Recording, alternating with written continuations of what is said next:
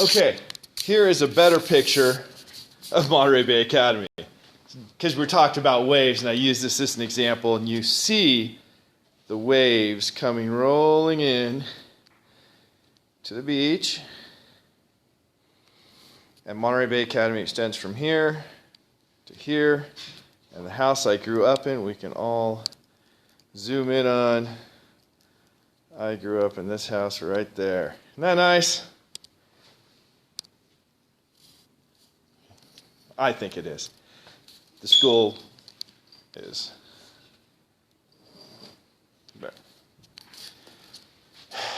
Okay, so we're studying waves. And I already played with the slinky. I was going to take this out. I forgot to.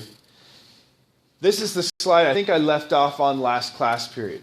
The relationship between speed and wavelength and frequency, and wavelength. Yes, and frequency. That was right. And I had shown, since speed is distance over time, and wavelength is the distance for a wave to travel before it repeats, and period is the time for the wave to repeat, then we can take that distance to repeat and divide it by time to repeat, and that should be the speed of the wave.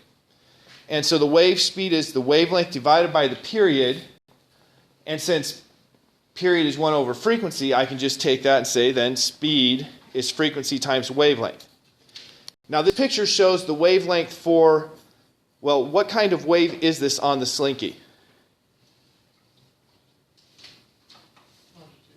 It's a longitudinal wave.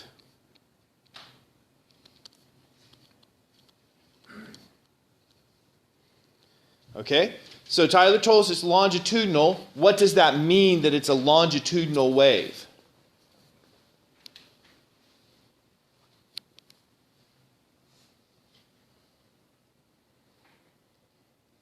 Michaela, what does that mean?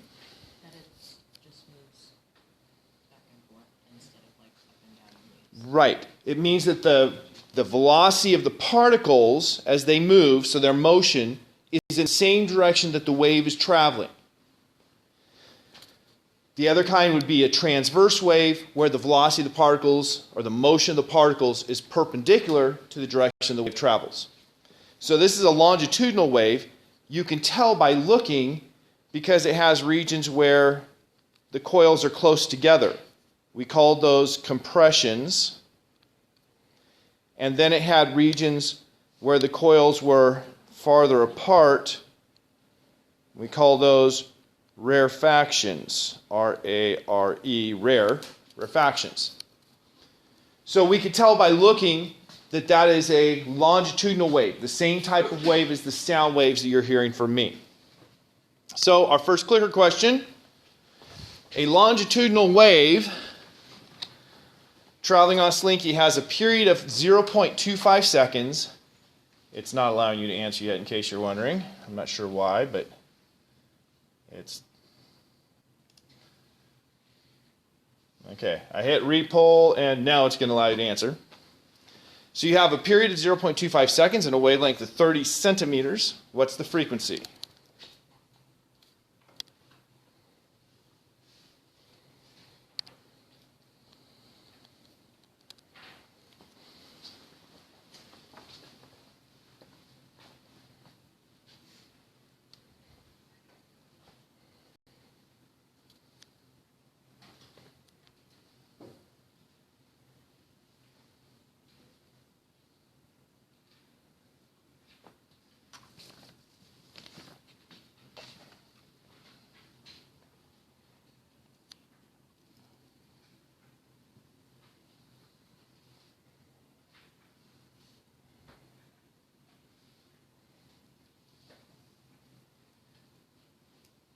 He's thinking diligently.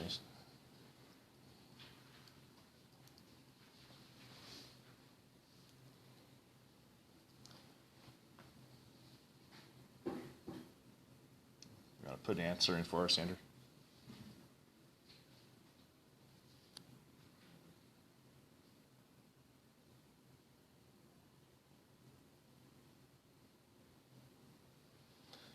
Okay, our answers were 0.00225. So we do have a majority, simple majority. And that simple majority is, I believe, correct. Would somebody like to explain how you got that number? 0.25 seconds, 4 times in seconds, 4 hertz, 4 times per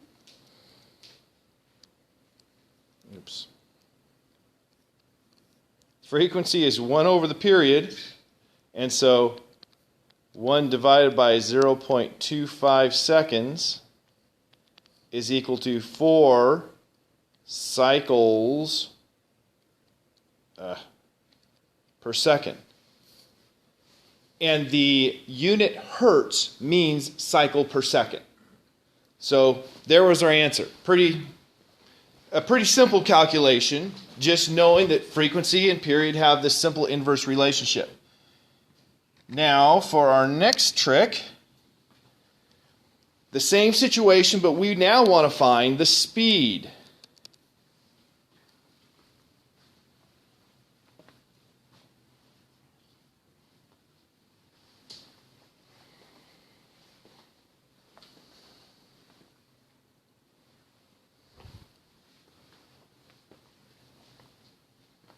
And notice the units are in centimeters per second, not in meters per... Oh, it's...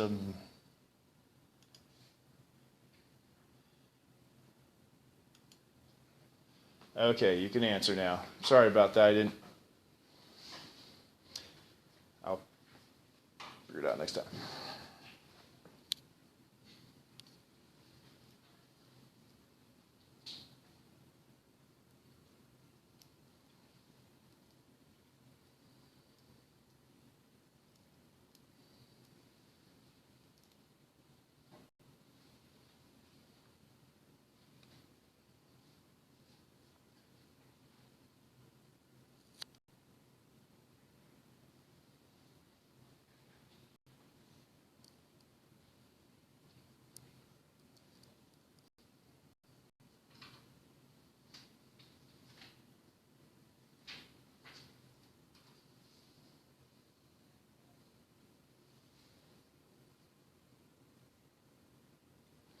Okay, it was worth it because he got it correct.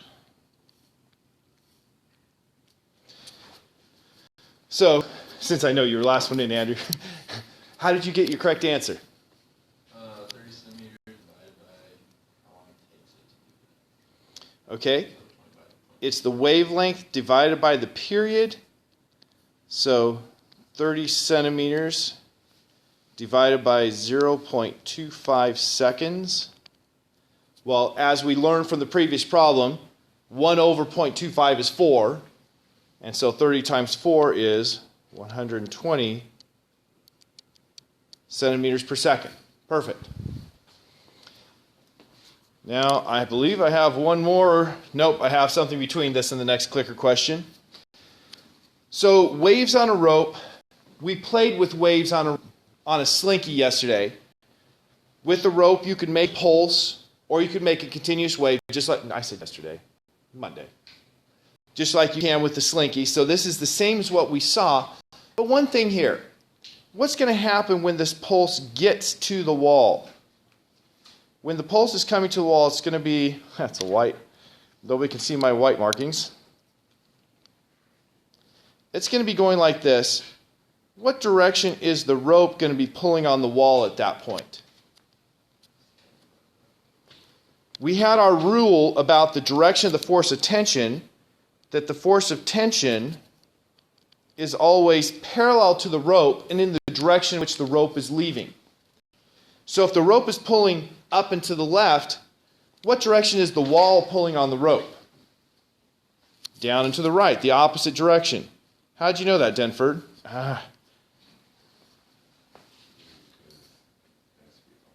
Yep.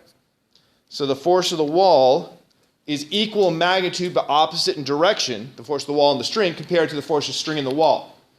So the wall is pulling the string down.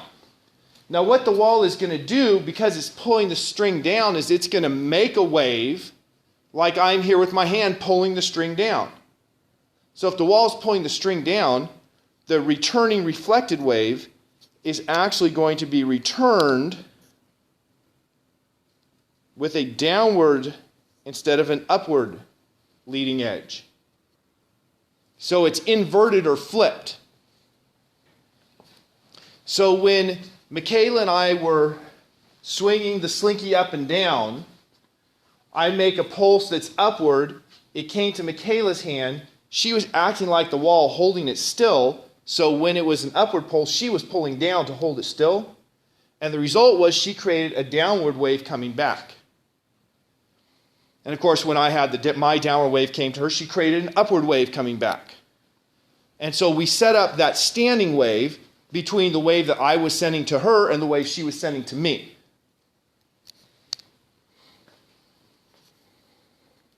What if you send a crazy wave like this? What do you suppose is going to happen? Same thing except upside down. Yep, it's going to reflect back the same thing except upside down. So notice the leading edge here is lower and then it has a higher. So the reflection coming back is going to have its leading edge will be the lower hump, then the higher hump. And so the wave coming back is going to look like that. Now, in fact, because of the way this is, that doesn't look the same. Good. So the wave is going to be reversed, but otherwise it looks the same. Now I think is our next clicker question. Nope, still not. What's the difference here? Now it's just a continuous wave that the person is making. Instead of making a pulse, they're just going a continuous wave. We call this wave harmonic. Do you remember the rule for what made something a harmonic wave?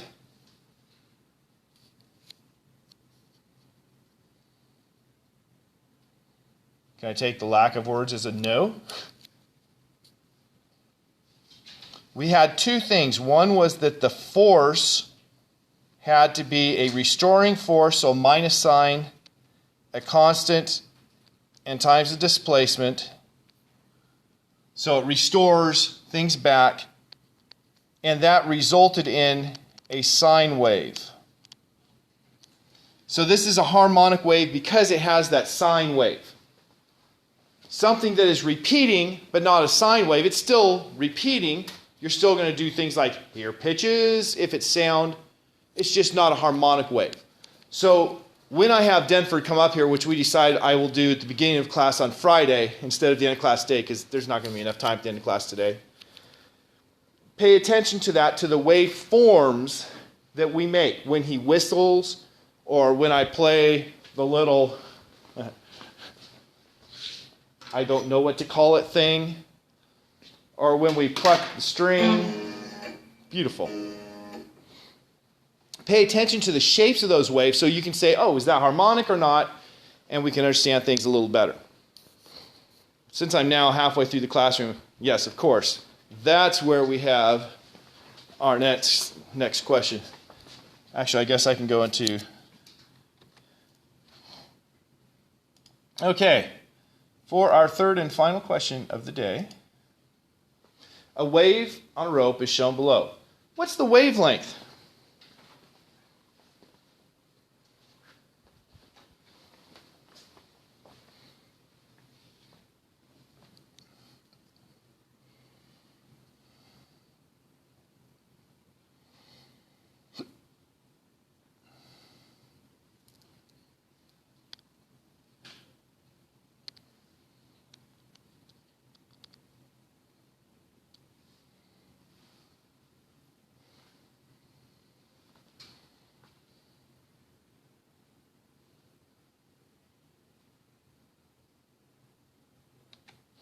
Okay, we had 8 people said 3 meters and one person said 2 meters.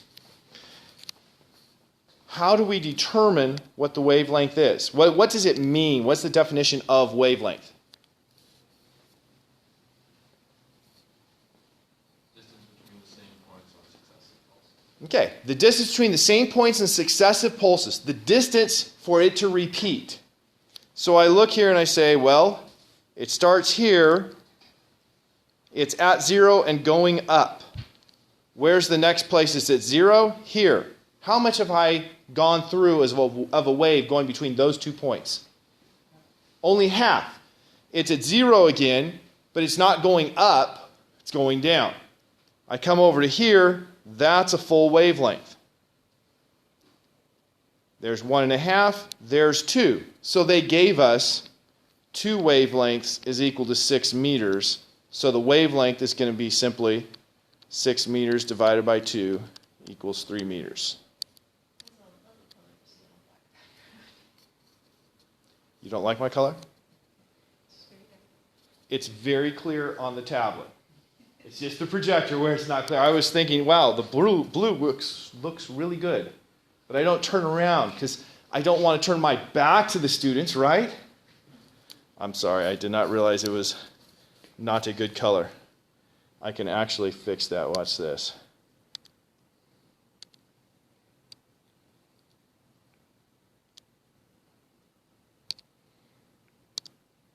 Is that better? Okay, moving on. Standing waves are things that are really interesting to us. When we make a musical instrument, something like this, or like this, different pitch, or even like this, we're setting up standing waves. And those standing waves are the result of having 2 waves traveling in opposite directions through each other and interfering with each other. So here is an example of showing 2 waves coming together. They're tied together, and then you have a third rope, and that rope is going to give you what happens when the 2 add together. So in the picture here, the person is moving his or her hands up together. So those waves we say are in phase. In phase because they're at their peaks at the same time, they're at their minimums at the same time. And if you add those 2 waves in phase, you simply add them up. That is, you have one wave that looks like this, and another one that looks like this. And if you add those 2 together, you just have, well, here's a peak, add those 2 peaks together, and I'm going to get a peak that's twice as big. Now, I know my artistry does leave a little to be desired, but the idea is those were in phase, they added together and gave you a bigger signal. And that's the principle of superposition is that's what really happens. You just add them together. So now that's not the only thing we could add. We could add them if they were out of phase as well. Now in this picture, they're still in phase. It's the same picture. I think I have a picture for them out of phase. Let me go to the next picture and see if it is. Nope. So, time to do the picture on my own. What if they're out of phase? Here's what I'm going to do to make them out of phase. I'm going to draw my best attempt at a sine wave. And now I'm going to copy this thing.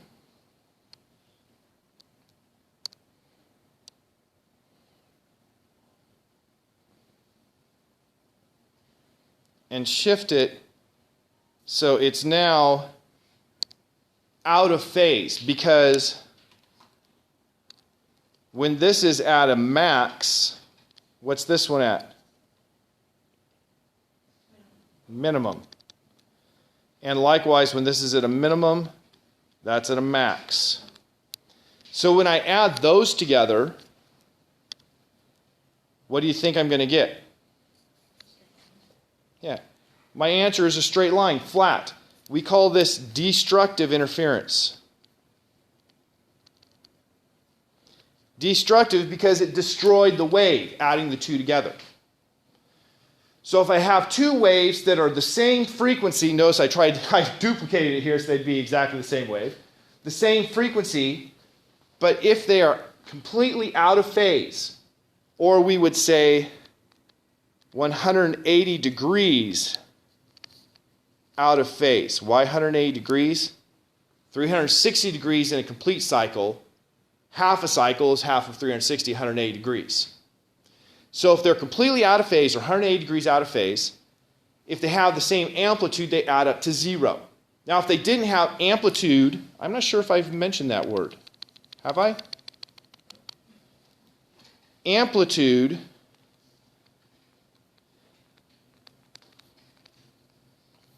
is equal to the maximum displacement. Displacement means it's not where it's supposed to be. So if I have a string, which is how I almost exclusively think about waves, even if it's a sound wave, I still think about a string. If I have a string, the string should just be in a straight line. If the string is up above that straight line, it has an upward displacement. If it's down below the straight line, it has a downward displacement. And the amplitude is the maximum distance it will get from that center line. So if they have the same amplitude but are out of phase, they'll add up to 0. If they have the same amplitude and they're in phase, well, you'll get twice the amplitude. So destructive interference with 180 degrees out of phase, we call it constructive interference when they're in phase. So the previous picture, come on, previous picture. Uh-oh, I thought it was on this slide. On this slide, this here was constructive interference.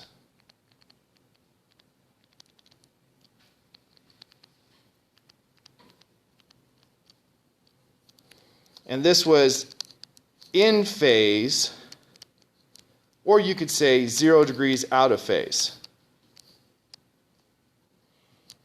Because 0 degrees means there's no difference, right? That means in phase, 0 degrees out of phase. So you have constructive interference if it's 0 degrees out of phase. You have destructive interference if it's 180 degrees out of phase. What do you suppose you would have if it was somewhere in between, like say 60 degrees, 90 degrees out of phase?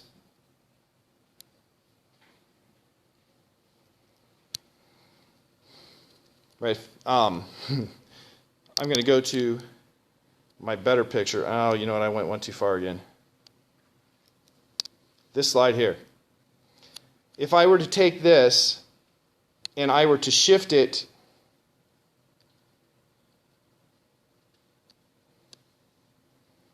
back to something like this, what am I going to get when I add those up? Okay, it depends on how much in or out of phase they are. It could be somewhat bigger, it could be somewhat smaller. So we have partially constructive or partially destructive. I changed it back so it's still showing destructive now. We could have partially constructive or partially destructive if it's somewhere other than 0 degrees or 180 degrees out of phase. If it's close to 180 degrees, it's going to be partially destructive. If it's close to 0 degrees, it'll be partially constructive. That is, it's bigger but not doubled. If the amplitudes are different, of course, it's not the sum. Okay. Now we'll get to how this baby works. We're not going to listen to the sounds. We're going to do that tomorrow. But how it works. I have, well, what do I do to make sound on this instrument? I pluck the string. Where should I pluck it? Okay, so I'm going to pluck it in the middle. Okay, it made noise. Not well tuned. I can adjust this here. I have the strings, I think, too tight because yeah, it's like a little wah-wah thing, you know.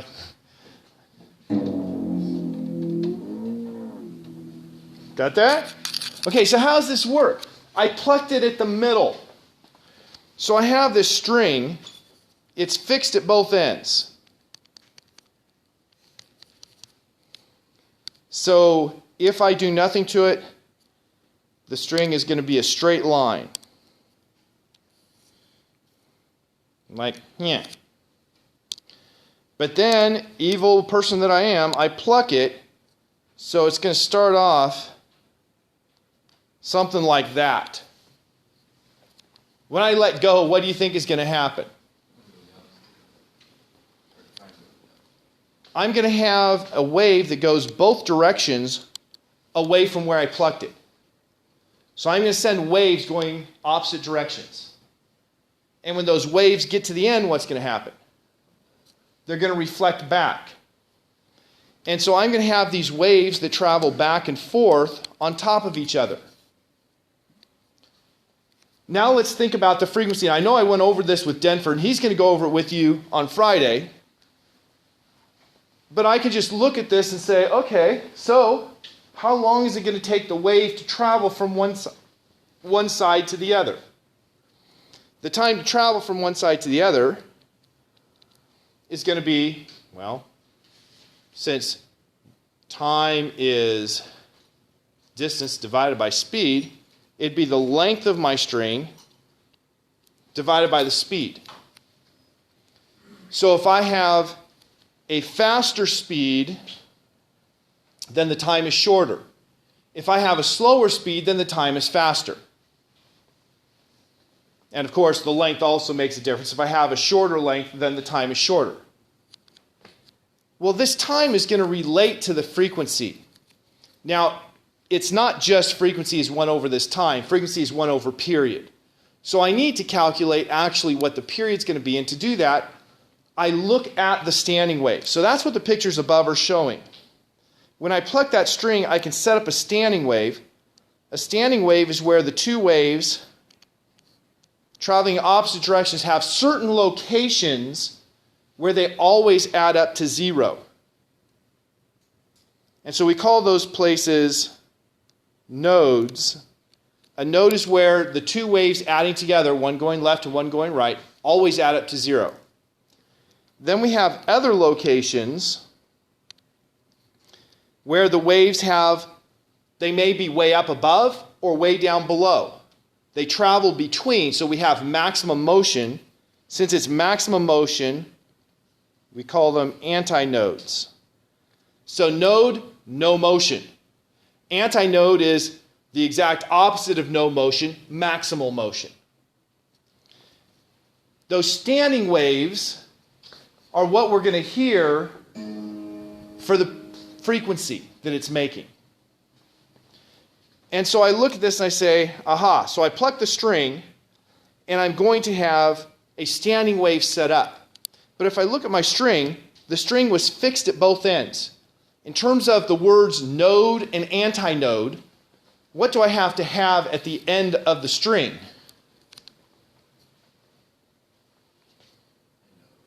I must have a node.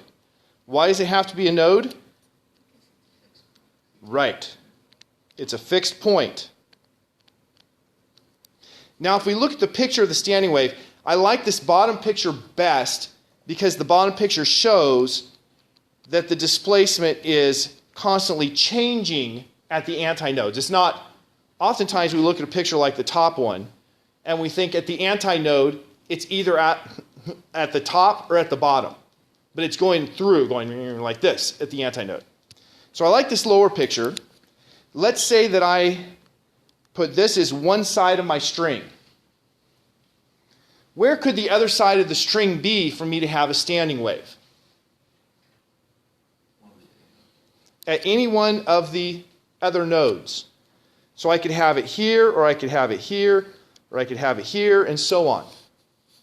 So if I'm going to set up a standing wave, I'm going to have the condition that my length is equal to an integer multiple of the distance between two nodes. What's the distance between two adjacent nodes?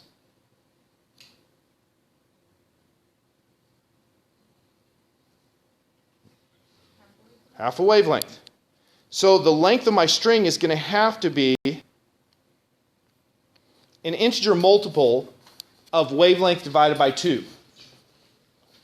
Well, if that's the length of my string, then I can say immediately, well, the wavelength must be equal to 2L over N.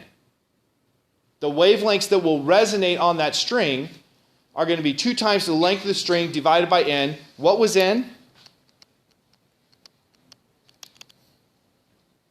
I said the length had to be what?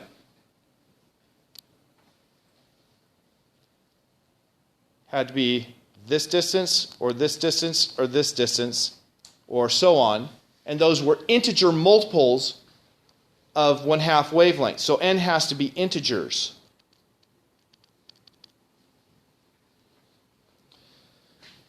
So I have the wavelength has to be 2L over n. Now when I pluck this string, the length of the string is pretty much fixed, right? And so the L I'm going to consider a constant here, but I'm going to put a subscript on the end because there are different wavelengths that could resonate on that same string. By resonate, I mean set up a standing wave. So there are different wavelengths that could resonate. Well, now that's the wavelength. Over here I made an equation for time. How does frequency relate to wavelength?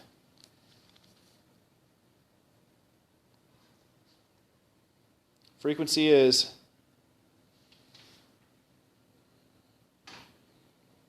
think back to the clicker questions. We found wavelength in the clicker questions, but there was that relationship, the same relationship.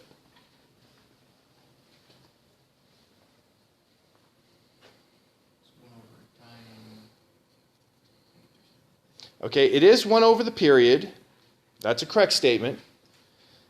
But for the second clicker question, we used that, well, what we used for the second one was that wavelength is equal to, or no, I guess we did frequency was equal to the wavelength, no, speed. Trying to remember what we had there. We had the wavelength in the period, and we were finding the speed, weren't we? Yeah, the second was find the speed. And we used speed was equal to the wavelength divided by the period, or wavelength multiplied by frequency. So if I solve that for frequency, what's the equation for frequency? From this equation here.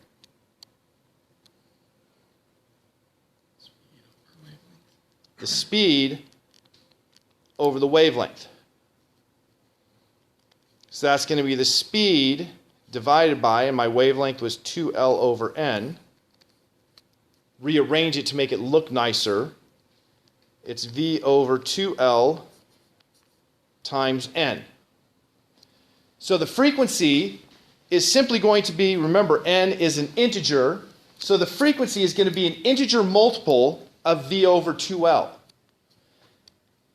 We call this V over 2L the fundamental frequency, and we give it an F0. So F0 is V over 2L. Now let's take this musical instrument. The length of the string, if the end wasn't pulled out, would be 1 meter. So the length of that string is 1 meter. The speed on this string, well, it depends on a couple things. It depends on, so let me put for a string here, change color.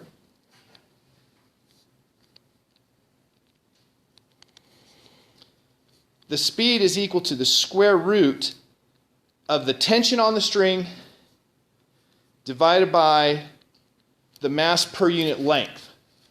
So if you have a string that is thicker, it's going to have more mass per centimeter.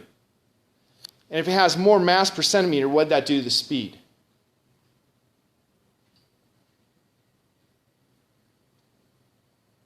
Since V is inversely proportional to mass per length, if I have a thicker string, one with a bigger m over L, what is that going to do to the speed?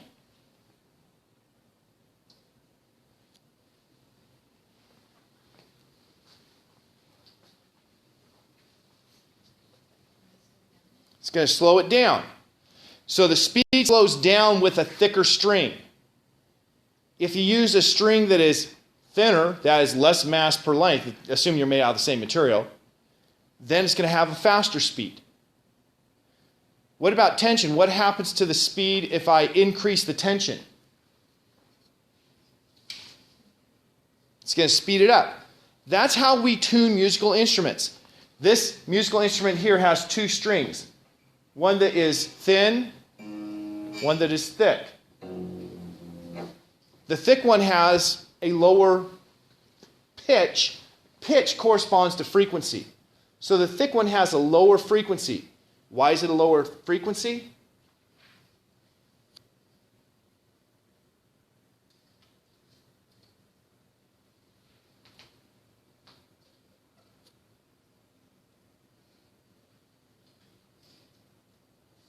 What makes the thick one have a lower frequency? Lower what? It's heavier, so it has a... How does the speed change if it's heavier? A slower speed. And because the frequency was V over 2L, the slower speed made it have a lower frequency. And how do you... Let's say you play a guitar. How do you tune the guitar? You change the tension. There, I lowered the tension. It went down. That's a beautiful pitch. Increase the tension.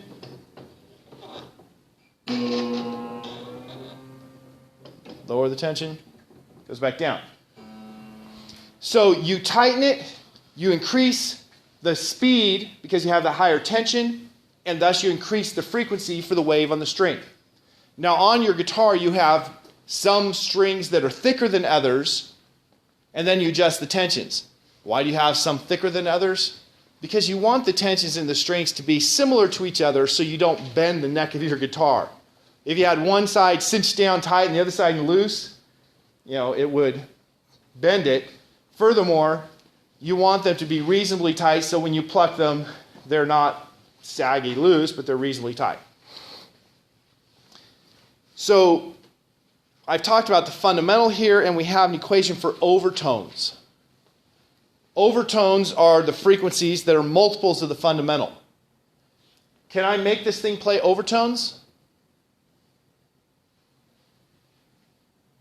Anybody here play a violin?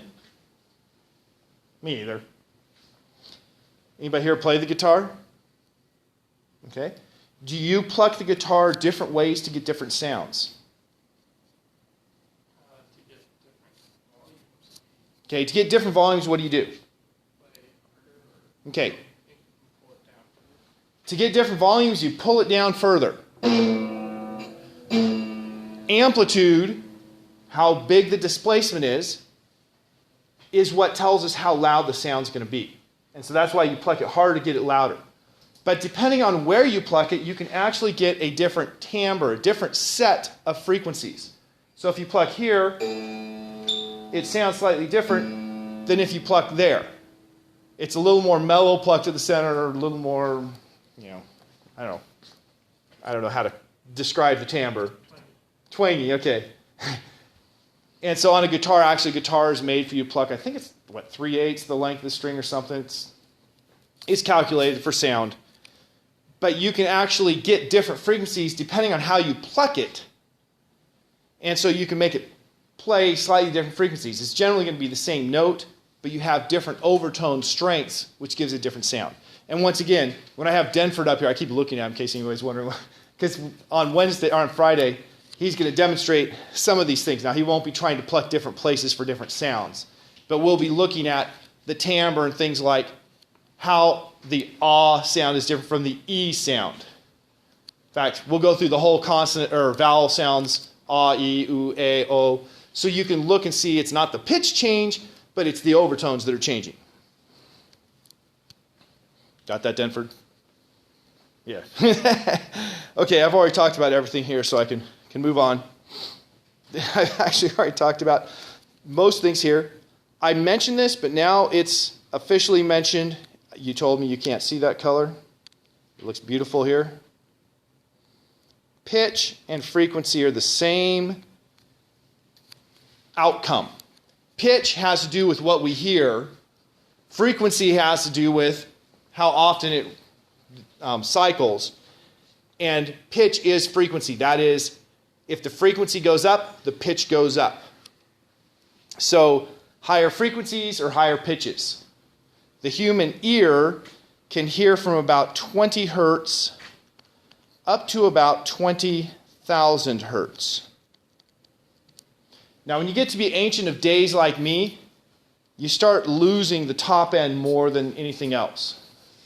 Now, I actually have had my hearing checked, and I've lost some in the middle, which I presume is from a decade of mowing the lawn with a lawnmower without a muffler. Turns out that's bad for your hearing. But typically old people start to lose the high frequency hearing. And we've already gone through all of that. Oh man, I might finish a few minutes early here, because I've talked about everything there is to say on these slides.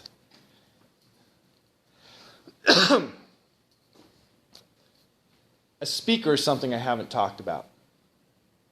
A speaker is something that is going to take my electronic instrumentation and make sound from it.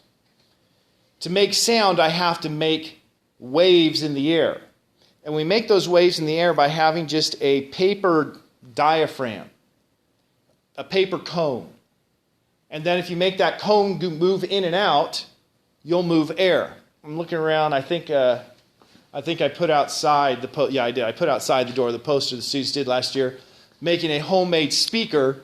They made their speaker just using a styrofoam bowl, and they had then that bowl that they moved in and out. Well, how do they move it in and out? That's the big question. Anybody can make a paper plate or a styrofoam bowl or get one. If you look here, you see the mechanism. There's a magnet and there's a coil. If I put current through the coil, what does it create? Magnetic field. And if that magnetic field is aligned with the magnet, it's going to pull the magnet in. Well, that magnet is glued to the diaphragm. And so if the current is one direction, it pulls the magnet in and moves the diaphragm out. If you reverse the direction of the current, it pushes the magnet away and pulls the diaphragm back in. And so you move this diaphragm in and out simply by changing the direction of the current. And if you want to move the diaphragm more, what do you do to the current? You increase the current, because that's going to increase the magnetic field strength and increase the pull. So that's how a speaker works. It's actually really, really simple. You can use the speaker as a microphone. What is a microphone's purpose?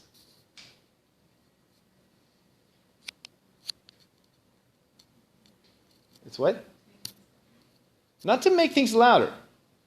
It's to convert a sound wave into an electrical impulse. Right? The speaker converted the electrical impulse into a sound wave. A microphone converts a sound wave into an electrical impulse. It's like the difference in a motor and a generator.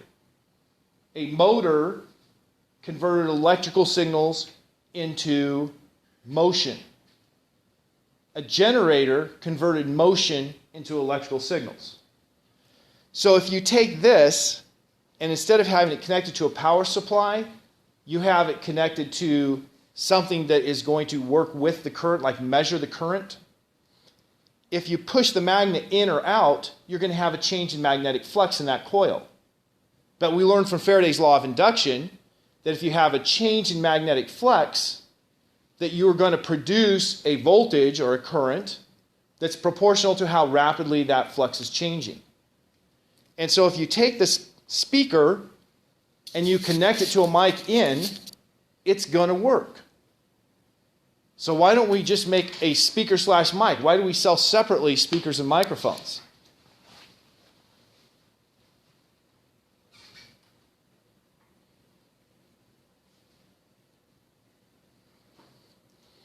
I want signs of thought. I sit my tail down until I hear signs of thought.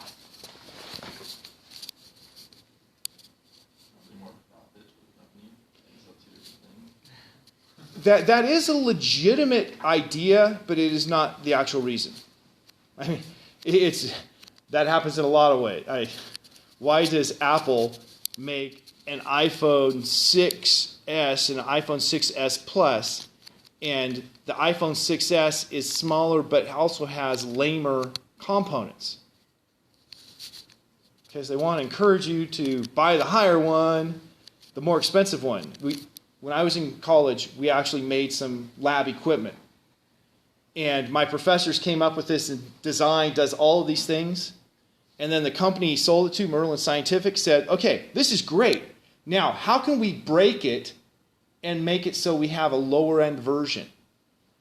And so we went through and said, well, if we cut this wire, then it won't do these functions. Okay, great.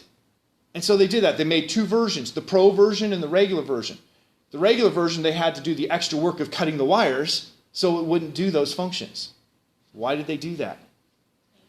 To make more money, because then people say, well, this one's cool, but that one's great. I'm going to pay for the one they did all the extra work on, not realizing that it was actually extra work for the cheaper one. Right? Kinds of things we learn in life. Okay, but that was not the reason in this case. Other ideas? The what? Well, if you're using the same microphone as a speaker at the same moment, yes, they would.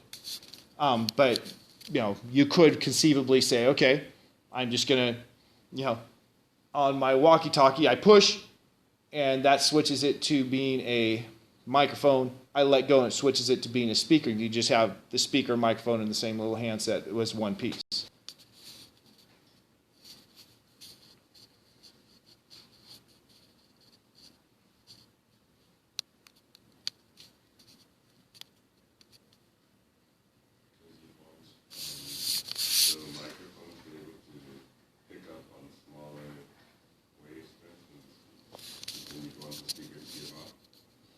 That's the key.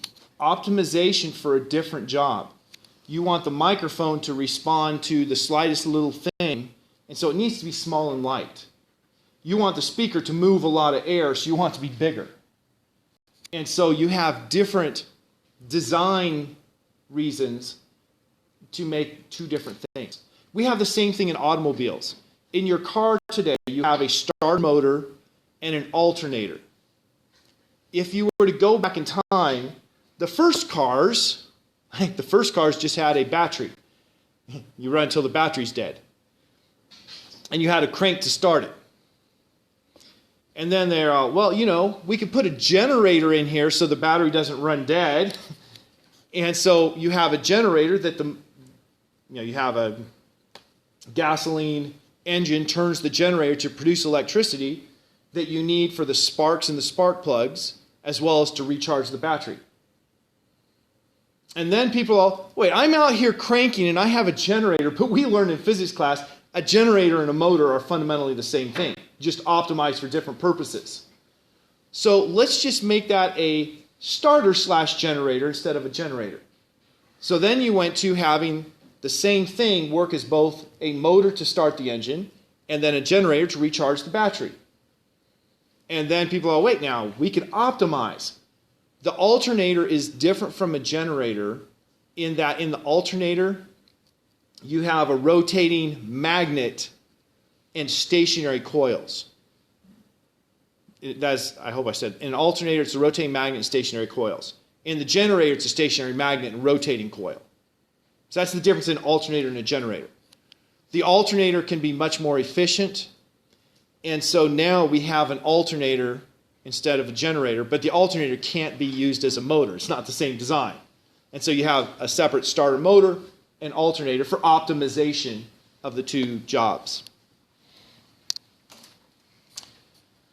Okay, speed of sound and air. I am going to end with the 5-second rule. Under normal temperatures, the speed of sound in air is about 340 meters per second. Now, when you hear thunder, you're hearing the sound wave created when lightning occurred. When you see lightning, you're seeing the light. Well, light travels really quickly. So for our purposes here, we're going to say light. We see the light essentially at the same time the lightning strikes.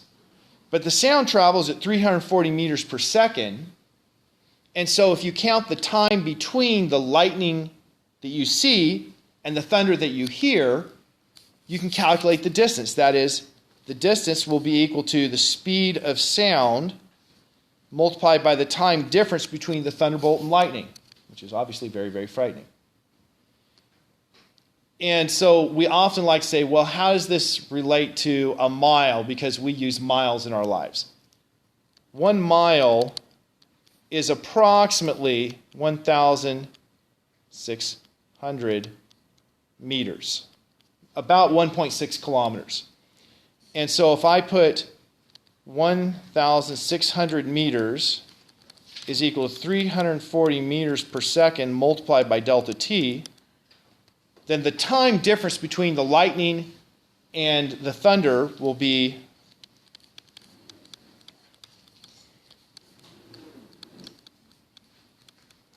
1,600 meters divided by 340 meters per second. And I've turned this off so you can't see my calculator. That didn't help either. This will help. So I have 1,600 meters divided by 340 meters per second. And that's 4.7 seconds roughly if the lightning is 1 mile away. Yeah, you can see that. Good. And so that's where I'll end today. I'll see y'all Friday.